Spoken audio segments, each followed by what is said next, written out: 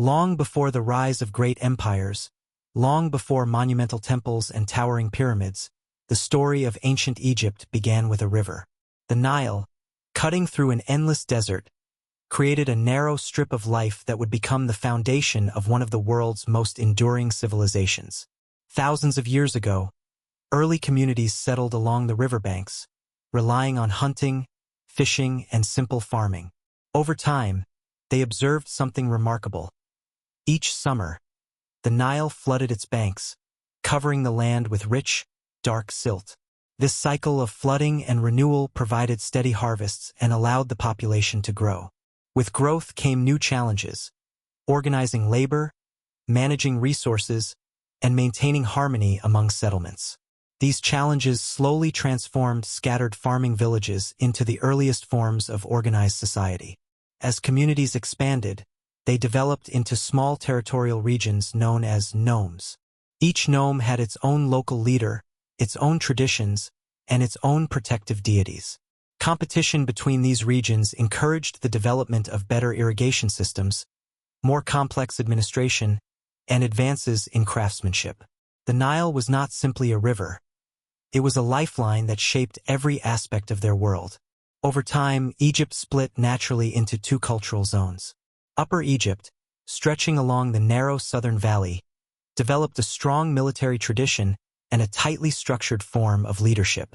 Lower Egypt, located in the wide, fertile delta, grew wealthy from agriculture and trade. Both regions prospered, yet both understood that unity would bring greater stability and power. According to tradition, this unification was achieved by a ruler known as Narmer, also called Menes in later sources.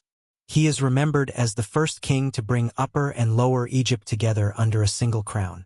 This moment marks the beginning of what historians call the early dynastic period, when the concept of divine kingship took shape. The pharaoh was seen not merely as a leader, but as the earthly embodiment of cosmic order, the living representative of the principle known as Ma'at. Unification laid the foundation for a centralized state capable of remarkable achievements. The first hieroglyphic inscriptions appeared, irrigation networks expanded, and early temples rose from the desert sands. Administration became more sophisticated, officials recorded economic activity, and the authority of the pharaoh strengthened with each passing generation. It was during this formative era that the essential pillars of Egyptian civilization took root: the cult of the ancestors, the power of the priesthood, the importance of monumental architecture, and the belief in eternal life. These early developments would influence every stage of Egypt's later history, shaping a culture that would last for more than 3,000 years. The greatness of Egypt did not appear overnight. It grew from these first steps along the Nile. In the chapters that follow, we will see how this young kingdom transformed into a mighty empire, a land of pharaohs, pyramids, gods, and legacies that still fascinate the world today. With the unification of Upper and Lower Egypt, a new era began, an age when kingship, religion, and administration took their earliest recognizable forms. This period, known as the early dynastic period, marked the transformation of Egypt from a collection of regional communities into a centralized, organized state. The first pharaohs of the First and Second dynasties established the political foundations that would define Egypt for centuries. They built new capitals, created administrative centers, and coordinated large-scale projects that required both labor and leadership. For the first time, Egypt began to function as a unified kingdom under a ruler who represented order, stability, and divine authority. The pharaoh's role was not only political but spiritual. He was believed to maintain balance in the universe by upholding the principle of Ma'at, harmony, justice, and cosmic order. This idea gave legitimacy to his rule and shaped the structure of the entire society. Every action of the king, from issuing commands to performing rituals, was seen as essential for maintaining the stability of the world. During this time, the royal court became the center of power. Officials emerged to manage tax collection, irrigation systems, and regional governance. Scribes recorded transactions on clay tablets or early forms of papyrus, marking the beginning of written administration. The economy grew more structured as agriculture, livestock, and trade became the backbone of the state. Archaeological evidence from this period shows a rapid increase in artistic and architectural development. Royal tombs grew larger and more elaborate, evolving into early forms of mastabas, rectangular structures built above underground burial chambers. These tombs symbolized the rising importance of the afterlife and the idea that the king's spirit continued to guide the land even after death. The first rulers also expanded Egypt's influence beyond the Nile Valley. Expeditions to the Sinai Peninsula sought copper and turquoise, while trade routes connected Egypt with Nubia to the south and the Levant to the northeast. These exchanges brought valuable goods, new materials, and cultural interactions that helped shape early Egyptian identity. Despite the progress, this era was not entirely peaceful.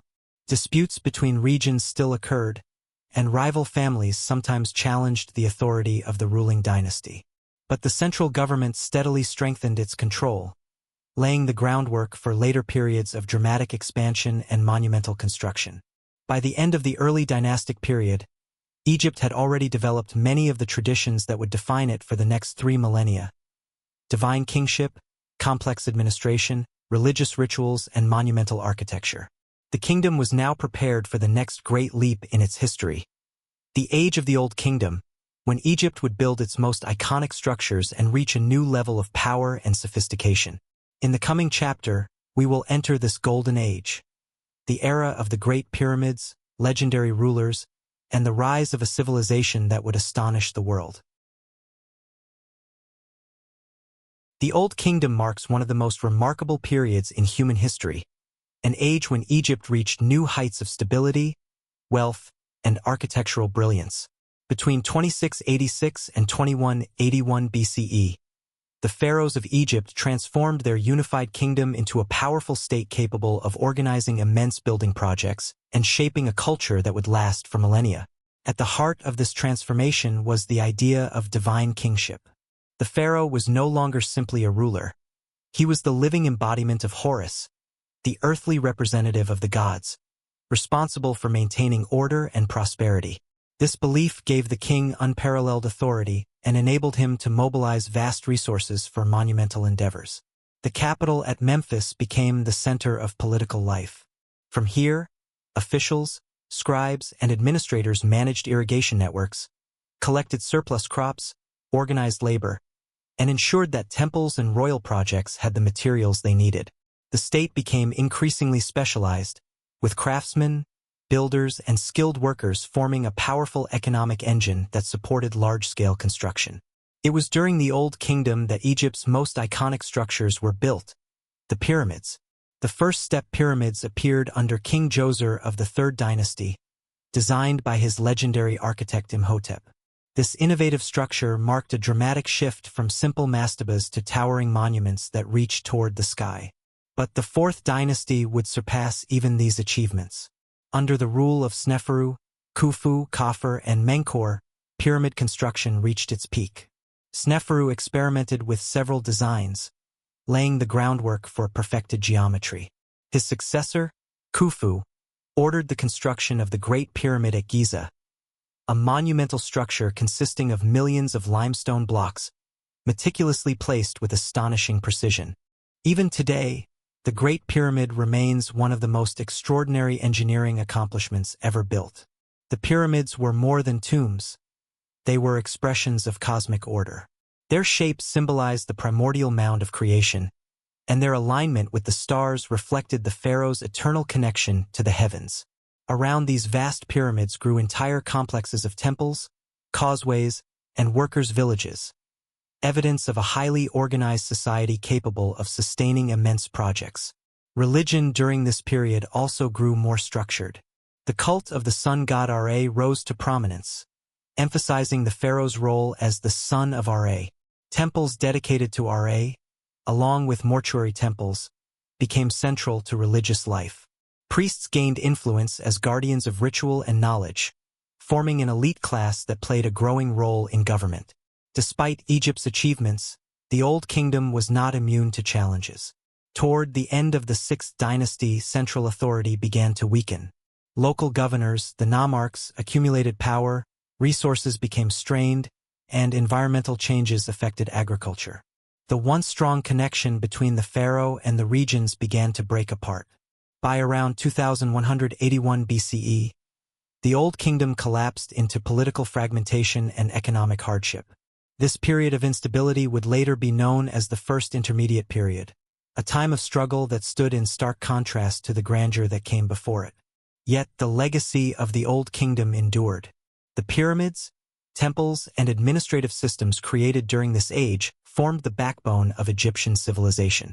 They remain symbols of human ingenuity and ambition, monuments to a society that believed the divine and the earthly were deeply intertwined. In the next chapter, we will explore the challenges that followed this golden age: years of famine, divided rule, and the eventual rebirth of Egypt. The glory of the Old Kingdom did not last forever.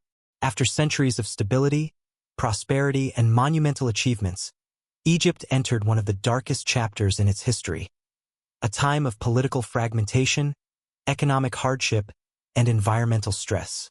This era, known as the First Intermediate Period, lasted from around 2181 to 2055 BCE and stood in sharp contrast to the splendor that preceded it. The collapse began gradually.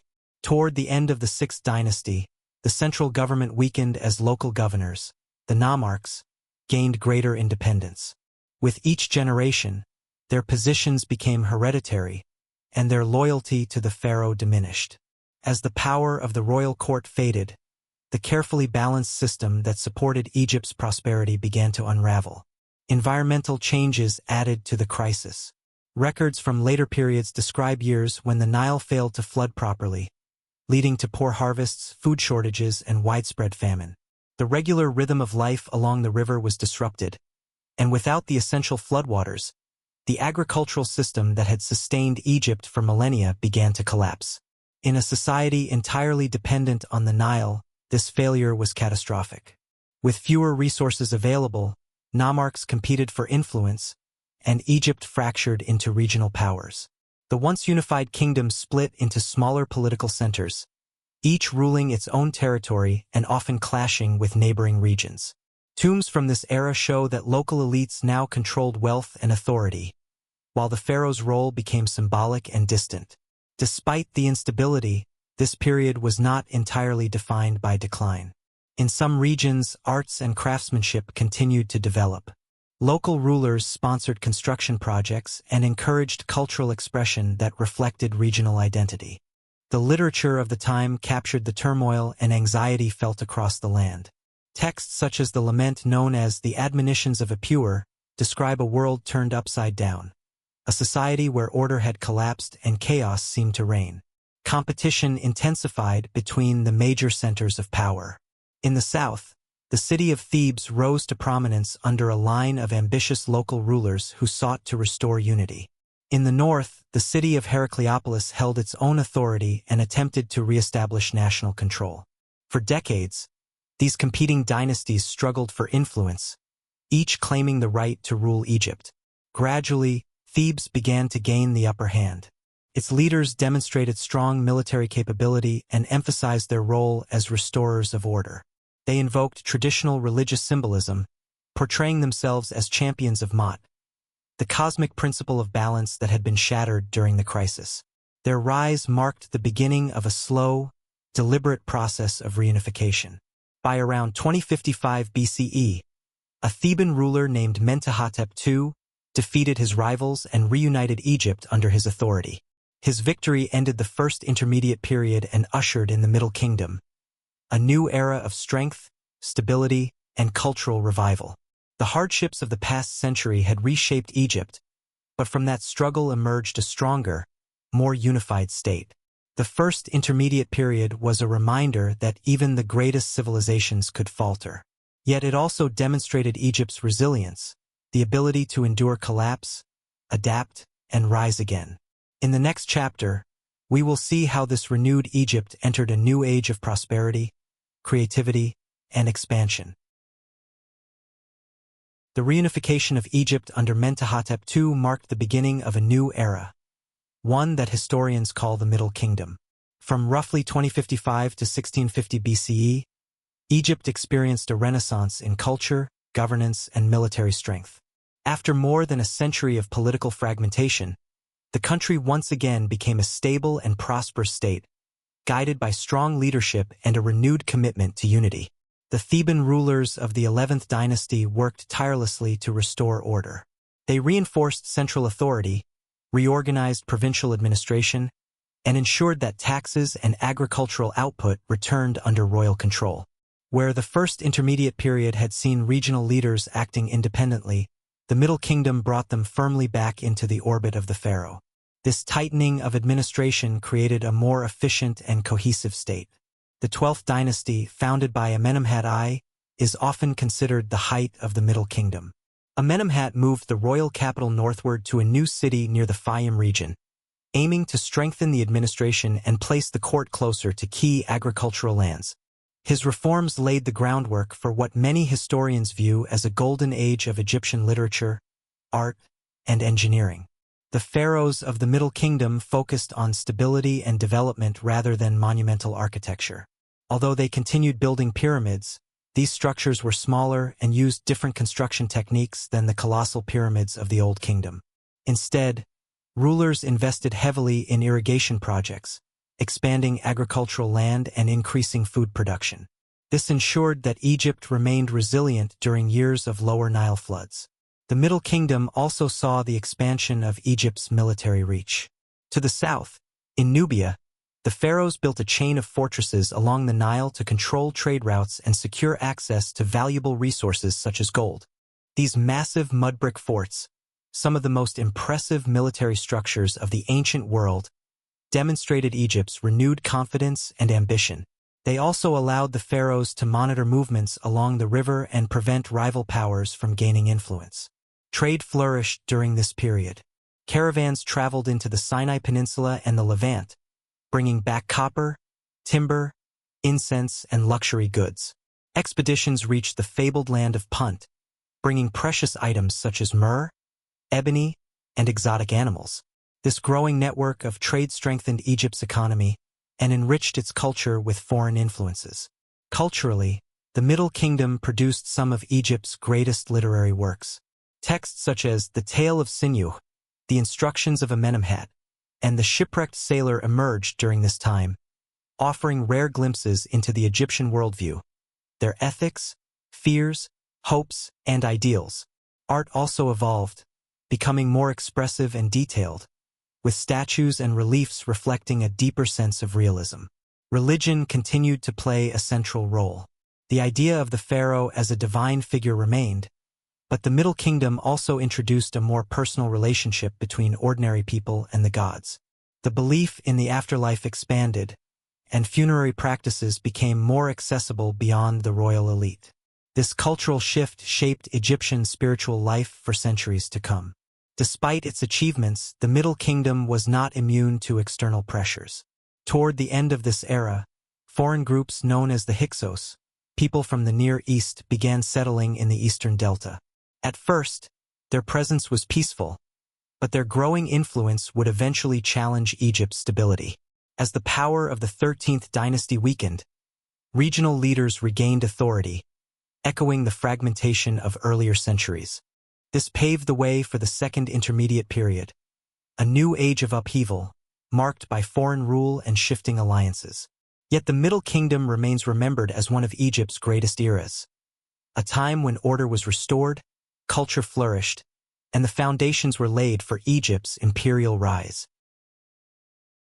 The stability and brilliance of the Middle Kingdom eventually began to fade.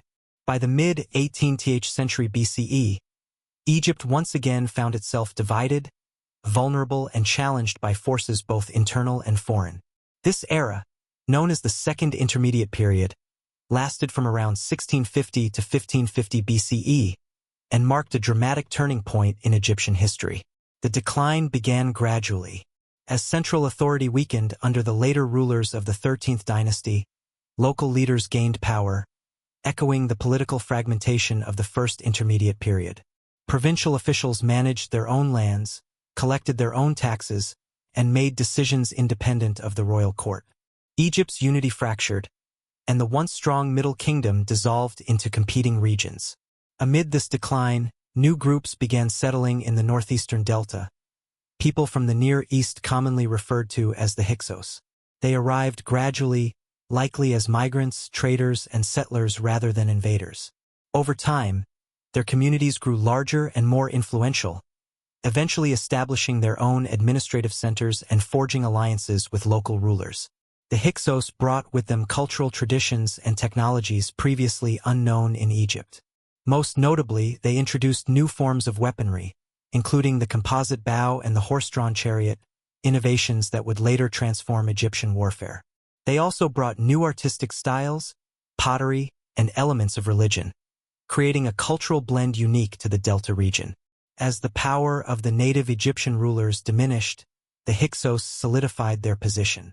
Around 1650 BCE, they established their own dynasty in the city of Avaris and proclaimed themselves kings of Lower Egypt.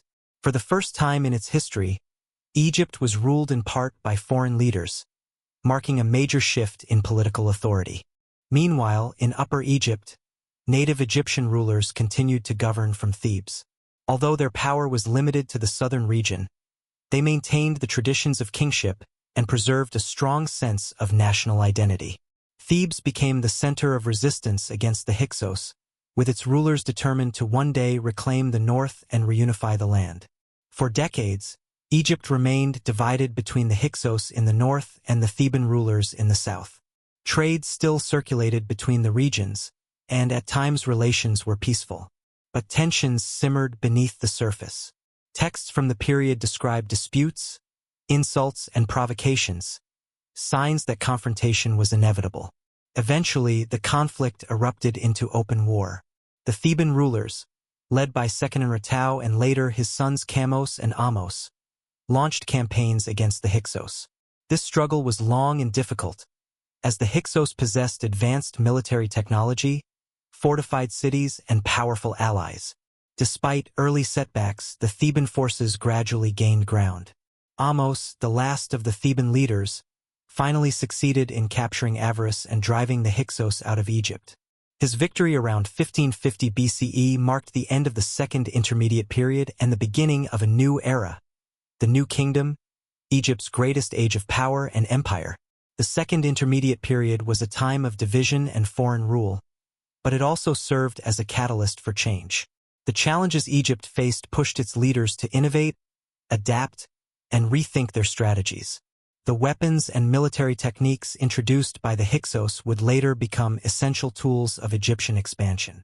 In the next chapter, we will enter the New Kingdom, the golden age of pharaohs, conquest, and monumental achievements. With the expulsion of the Hyksos, Egypt entered its most powerful and celebrated era, the New Kingdom. From roughly 1550 to 1070 BCE, Egypt transformed from a regional kingdom into a vast empire, stretching its influence deep into the Near East and the lands of Nubia. This period saw the rise of legendary pharaohs, monumental temples, military conquests, and sweeping cultural achievements that defined the height of Egyptian civilization. The New Kingdom began under Amos I, the ruler who finally united Egypt and restored full royal authority. Amos rebuilt the administration, reorganized the army, and launched campaigns into Nubia and the Levant to prevent foreign powers from threatening Egypt again. His reign laid the foundation for a new era of strength, expansion, and confidence. The rulers of the 18th dynasty continued this momentum. Under pharaohs such as Amenhotep I, Thutmose I, and Thutmose III, Egypt extended its borders farther than ever before. Thutmose III, often called the Napoleon of Egypt, led numerous military campaigns into Canaan, Syria, and beyond, defeating rival kingdoms and bringing vast wealth into Egypt. His victories established Egypt as a dominant power in the ancient world. While military expansion shaped Egypt's empire, cultural and religious developments flourished as well. One of the most remarkable figures of the New Kingdom was Queen Hatshepsut, a powerful ruler who assumed the full title of pharaoh. During her reign, Egypt enjoyed peace, prosperity, and ambitious building projects, including the magnificent mortuary temple at Deir el-Bahari. Her successful expeditions to the land of Punt revitalized trade and enriched the kingdom with exotic goods. But the new kingdom was not without turmoil. Amenhotep IV, better known as Akhenaten, initiated one of the most radical religious transformations in Egyptian history. He replaced the traditional pantheon of gods with the worship of a single deity, the Aten, represented as a radiant solar disk. Akhenaten moved the capital to a new city, Akhenaten, and ushered in an artistic style unlike anything seen before. Although his religious revolution was short-lived, it left a profound imprint on Egyptian culture. After Akhenaten's death, Egypt returned to its traditional beliefs. The young pharaoh Tutankhamun restored the old gods and the priesthood of Ammonius. While his reign was brief and relatively modest, the discovery of his intact tomb in modern times made him one of the most famous pharaohs in history, offering unparalleled insight into the wealth and craftsmanship of the new kingdom. The 19th dynasty brought Egypt to the peak of its power under Seti I and his son, Ramses II. Ramses II, often called Ramses the Great, ruled for more than 60 years and left behind an extraordinary legacy of temples, statues, and monuments. He is especially known for the Battle of Kadesh against the Hittite Empire, one of the largest chariot battles ever recorded. Although the battle ended without a clear victory, it eventually resulted in one of the world's earliest known peace treaties. Ramses' reign marked the pinnacle of Egypt's imperial might and architectural ambition. Despite the grandeur of the new kingdom, signs of decline began to appear. Powerful priests gained increasing influence, foreign threats reemerged, and economic pressures strained the state. By the end of the 20th dynasty, internal instability and external attacks weakened Egypt's control over its territories. The empire that had once stretched across thousands of miles began to contract. Egypt retreated from Asia, lost its foothold in Nubia, and faced growing challenges at home. The new kingdom ended around 1070 BCE, giving way to a fragmented era known as the Third Intermediate Period. But even as its political power waned, the legacy of the new kingdom lived on, in colossal temples, sweeping inscriptions, and the enduring image of Egypt as a land of gods and kings. In the next chapter, we will explore the centuries of division and transformation that followed the fall of Egypt's greatest age. The fall of the new kingdom marked the end of Egypt's greatest age of expansion and stability. After centuries of imperial might, the kingdom entered a long and complex era known as the Third Intermediate Period, lasting from around 1070 to 664 BCE. This was a time when Egypt no longer stood as a united empire, but as a land divided between competing dynasties, rising priesthoods, and growing foreign influence. The decline began with the weakening of central authority. After the 20th dynasty, power gradually slipped away from the pharaohs and into the hands of local leaders. In Upper Egypt, the high priests of Ammonius gained enormous influence. They controlled vast temple estates, commanded significant wealth, and eventually ruled Thebes almost as kings in their own right. Religion and politics became deeply intertwined, and the balance of power that once defined Egypt shifted dramatically. In the north, a different line of rulers emerged at Tanis, forming the 21st dynasty. These pharaohs governed Lower Egypt but often lacked the authority and resources once enjoyed by their predecessors. Egypt was effectively split in two, a divided kingdom with separate rulers, separate administrations, and competing visions for the country's future. Despite the political fragmentation, this era was not devoid of cultural activity. Art and craftsmanship continued to flourish, with detailed sculptures, decorated coffins, and refined metalwork reflecting the skill of Egyptian artisans. Burial practices evolved, and priests reburied many royal mummies in hidden caches to protect them from tomb robbers. These actions would preserve Egypt's royal legacy for modern discovery thousands of years later. Yet Egypt's weakened state left it vulnerable to outside influence. Foreign powers, particularly groups from Libya, began to settle in the delta. Over time, Libyan chiefs rose to prominence, forming new dynasties and merging their own cultural traditions with those of Egypt. These rulers, while adopting Egyptian titles and customs, represented a significant shift in political direction. Their arrival marked the beginning of a more multicultural and complex Egypt. As the centuries passed, Nubian influence also grew in the south. The kingdom of Kush, centered at Napata, developed a powerful culture heavily inspired by Egypt. Kushite leaders viewed themselves as legitimate heirs to Egyptian traditions and, during periods of instability, sought to extend their authority northward. In time, they would play a critical role in Egypt's reunification. By the 33rd dynasty, Egypt had become a patchwork of competing regional powers. The delta was controlled by rival Libyan dynasties, while Thebes remained under the authority of the powerful priesthood. Egypt's influence abroad waned, and its borders shrank dramatically. Once a dominant empire, it now struggled to maintain internal cohesion and defend itself from encroaching rivals. The turning point came when the Kushites, under the leadership of Pi, launched a campaign to restore order. Claiming the divine right to rule all of Egypt, Pi defeated the Libyan chiefs and reunified the land under the 25th dynasty. For a brief moment, Egypt experienced a revival, a return to traditional religion, monumental architecture, and a sense of historical continuity. But this resurgence came too late. To the northeast, a new superpower was rising, the Neo-Assyrian Empire. Its armies would soon challenge Egypt's control and reshape the political landscape of the entire region. By 664 BCE, Assyrian invasions shattered Kushite rule in the north, pushing the pharaohs of Kush back to Nubia and opening the way for the next chapter in Egyptian history. The Third Intermediate Period was a time of fragmentation and transformation, a reminder that even ancient civilizations evolve, adapt, and confront new realities. In the next chapter, we will see Egypt's final struggle for independence and the arrival of new foreign rulers who would shape the fate of the Nile Valley. After centuries of division and shifting power, Egypt entered what historians call the Late Period, lasting from 664 to 332 BCE. This era marked the final chapter of independent Egyptian rule, a time of revival, conflict, foreign domination, and remarkable perseverance. Though weakened, Egypt was far from finished. In these centuries, it fought fiercely to maintain its identity and sovereignty. The Late Period began when Psamtik I of the 26th dynasty, ruling from the city of Sais, restored stability after the Assyrian invasions. He reunified Egypt, revived its military strength, and re-established traditional religious practices.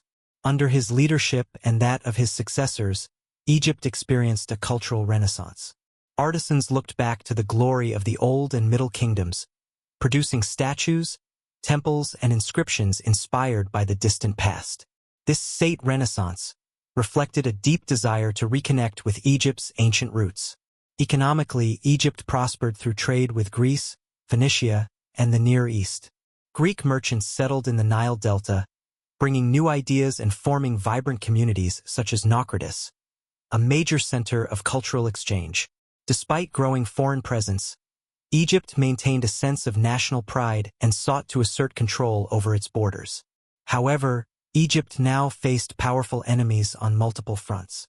The emerging Persian Empire, expanding rapidly under Cyrus the Great and Cambyses II, viewed Egypt as a strategic prize. In 525 BCE, the Persians invaded and conquered Egypt, establishing the first period of Persian rule. For the first time since the Hyksos, Egypt found itself governed by foreign kings who ruled from afar. Persian rule was strict but not uniformly harsh. Some pharaohs of the Achaemenid Empire respected Egypt's traditions, while others imposed heavy demands. Revolts erupted periodically, driven by local rulers determined to reclaim independence. In the late 5th century BCE, Egypt briefly succeeded in freeing itself, forming the 28th, 29th, and 30th dynasties, the last native dynasties of Egyptian history. The final native pharaoh, Nectanebo II, attempted to fortify Egypt's borders and revive its defenses, but the Persian Empire remained too strong. In 343 BCE, Egypt fell once again to Persian control, marking the Second Persian occupation. This time, Persian rule was harsher, and Egypt's resources were exploited to support the empire's broader ambitions. Yet even under foreign domination, Egypt retained its cultural identity. Temples continued to function, rituals were maintained, and the priesthood remained influential.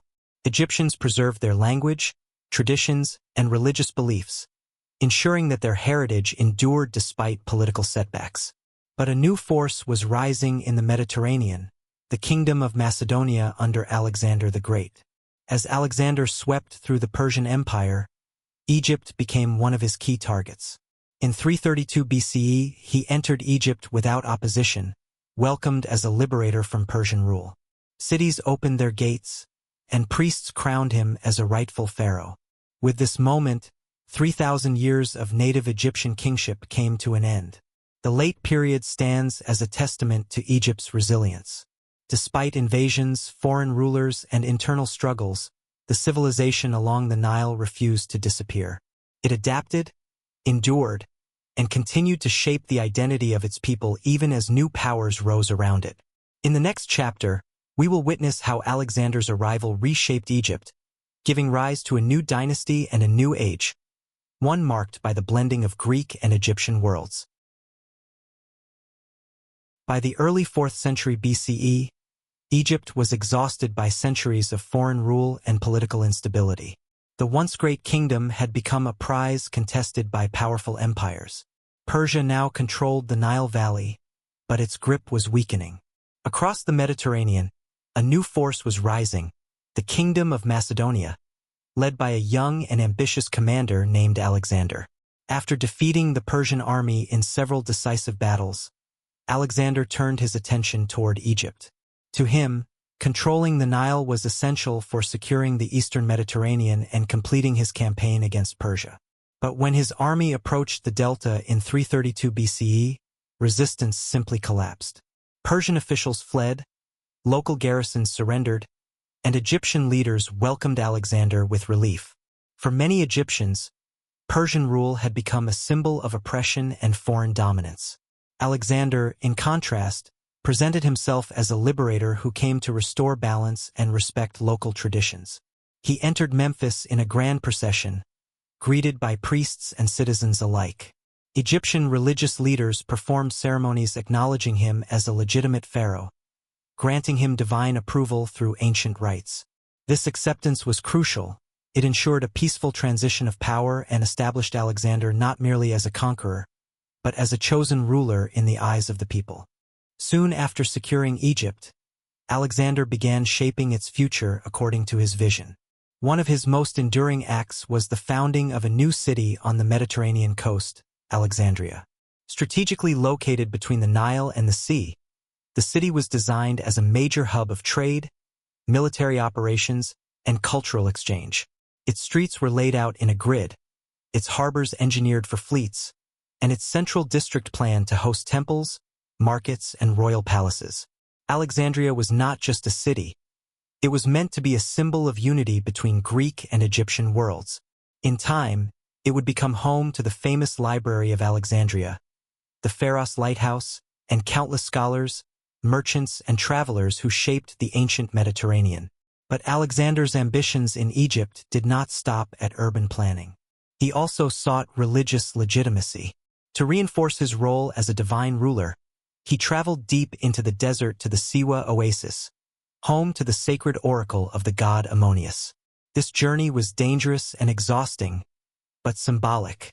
When Alexander arrived, the oracle welcomed him with great honor, addressing him as son of the god.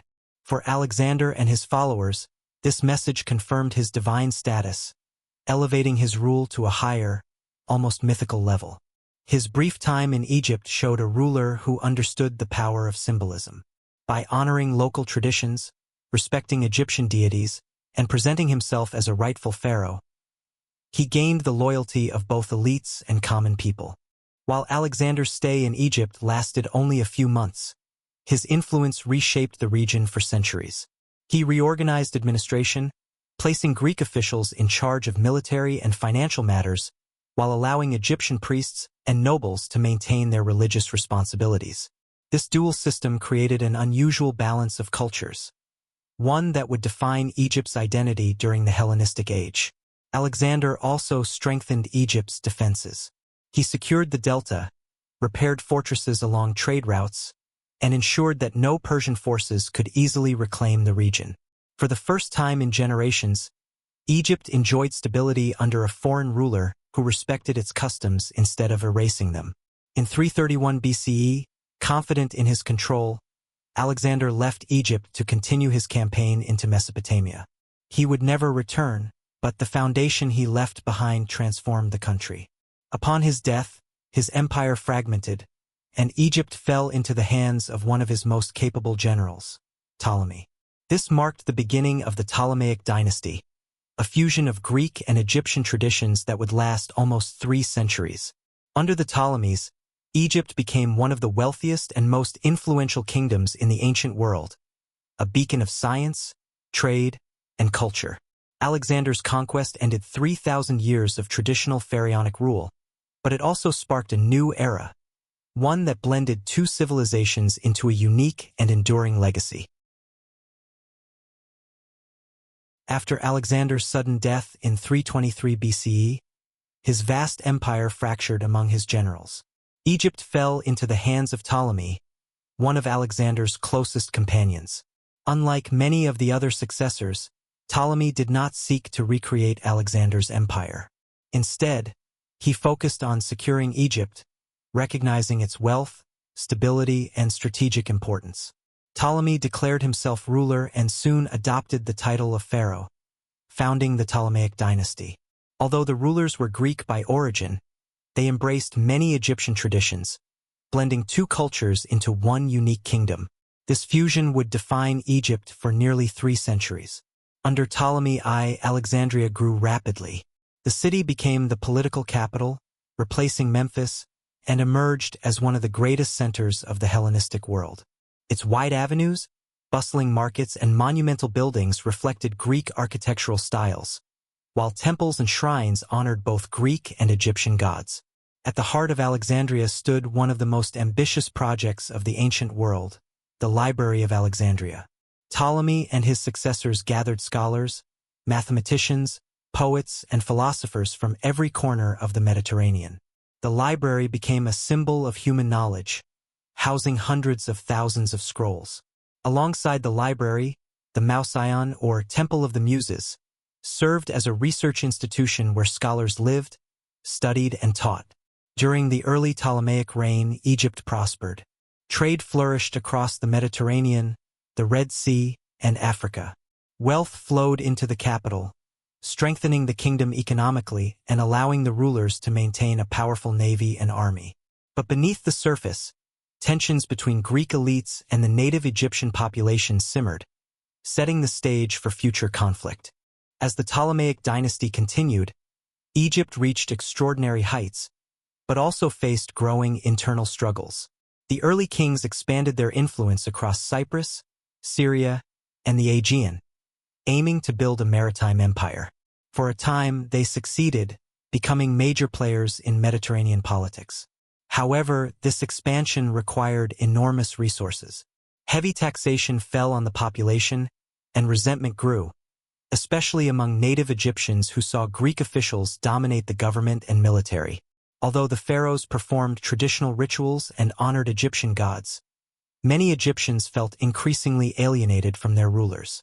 Meanwhile, the royal family itself became notorious for internal conflict. Marriages, alliances, and rivalries often involved plots, assassinations, and civil wars within the dynasty. Some kings were capable leaders, while others were weak or unstable, leaving the kingdom vulnerable at critical moments. Despite these challenges, the Ptolemies continued to support monumental architecture. Temples at Edfu, Dendera, and Philae, some of the most beautiful in Egypt, were constructed or expanded during this era. They were built in traditional Egyptian style, decorated with hieroglyphs, and dedicated to ancient deities. These temples helped preserve Egypt's cultural identity even as Greek influence grew stronger. By the 2nd century BCE, Egypt's power began to decline. Rival Hellenistic kingdoms, especially the Seleucid Empire, challenged Ptolemaic influence. Economic troubles increased, rebellions erupted, and Egypt's once mighty navy weakened. As internal and external pressures mounted, the Ptolemies increasingly sought support from a new rising power, Rome. By the 1st century BCE, Rome had become the dominant force in the Mediterranean. Egypt, weakened by internal disputes and economic strain, found itself drawn into Roman politics. The final chapters of the Ptolemaic dynasty revolve around one of history's most famous figures, Queen Cleopatra VII. Cleopatra was an intelligent, charismatic, and multilingual ruler who sought to restore Egypt's independence. She formed political and personal alliances with Julius Caesar and later Mark Antony, hoping to counter Rome's growing power.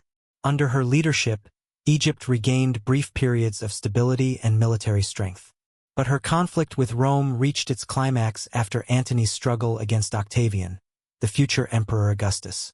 The decisive Battle of Actium in 31 BCE ended in disaster for Cleopatra and Antony. Their defeat left Egypt defenseless, and in 30 BCE, Roman forces entered Alexandria. Cleopatra and Antony took their own lives, bringing an end to both the Ptolemaic dynasty and the era of pharaohs. Egypt was annexed by Rome and became a province of the Roman Empire, a land of incredible wealth, now under the control of a foreign imperial power. Yet Egypt's cultural legacy endured. Temples continued to function, Egyptian art and tradition survived, and even Roman emperors adopted symbols of pharaonic authority when ruling over the Nile Valley. The Ptolemaic period was a time of innovation, conflict, and cultural blending. It transformed Egypt into a center of learning and a hub of global trade, while also marking the final stage of Egypt's political independence. In the next chapter, we will explore Egypt's life under Roman rule, the last great phase of its ancient history. With Cleopatra's death in 30 BCE, Egypt entered a new chapter in its long and complex history. It became a province of the Roman Empire, ruled directly by the emperor rather than the Senate. This special status reflected Egypt's immense economic and strategic value. To the Romans, the Nile Valley was not just another territory, it was the empire's breadbasket. Rome quickly established firm administrative control. A Roman prefect governed the province, overseeing taxation, the military, and the legal system. Egyptian cities were reorganized, and Greek remained the dominant language of administration. Yet beneath these changes, traditional Egyptian culture endured. Temples continued their rituals, priests maintained ancient traditions, and rural life followed rhythms that had existed for thousands of years. Economically, Egypt became one of Rome's most important assets. The annual grain shipments from Alexandria supplied a large portion of Rome's food supply, feeding its vast urban population. The Nile's predictable floods still sustained agriculture, and Roman engineers expanded irrigation systems to increase productivity. Egypt's gold mines, papyrus production, and trade routes also enriched the empire. Despite foreign rule, Egyptian society remained remarkably resilient. Roman emperors frequently visited Egypt, and some adopted pharaonic imagery to legitimize their authority. Even statues and inscriptions depict emperors like Augustus, Hadrian, and Caracalla in traditional poses, honoring Egyptian gods. Alexandria continued to thrive under Roman rule, becoming one of the empire's greatest cities. Its population was diverse: Greeks, Egyptians, Romans, Jews, and merchants from across the Mediterranean. The city's famous port bustled with ships, and its intellectual life remained vibrant. The Library of Alexandria and the Mouseion continued their work, supporting scholars in mathematics, astronomy, medicine, and philosophy. However, tensions sometimes flared between different ethnic and religious groups. Conflicts erupted periodically, especially between Greek and Jewish communities. Roman authorities often intervened, and the city's complex social fabric shifted over time. Meanwhile, the Egyptian countryside remained deeply tied to ancient customs. Temples at Philae, Edfu, and Dendera continued to operate, their priests performing rituals as they had for centuries. Even as Roman culture spread, Egyptian art, festivals, and religious practices persisted. The worship of Isis, in particular, became popular across the entire Mediterranean, spreading from Egypt to Greece, Italy, and beyond. But by the 3rd century CE, the Roman Empire began to face increasing instability. Civil wars, economic troubles, and foreign invasions strained Rome's power. Egypt, too, felt the impact. Rebellions erupted, trade declined, and the once thriving economy weakened. In 395 CE, the Roman Empire split into eastern and western halves. Egypt became part of the Eastern Roman Empire, later known as the Byzantine Empire. Under Byzantine rule, Christianity spread rapidly, transforming Egypt's religious landscape. Temples were gradually closed or converted, and ancient hieroglyphs slowly fell out of use. As Christianity became dominant, the old Egyptian religion faded. By the 5th century CE, the last functioning temples closed their doors. The Temple of Philae, one of the final strongholds of traditional worship, continued its rituals until around 550 CE, marking the symbolic end of ancient Egyptian religion. Despite these changes, Egypt remained culturally rich.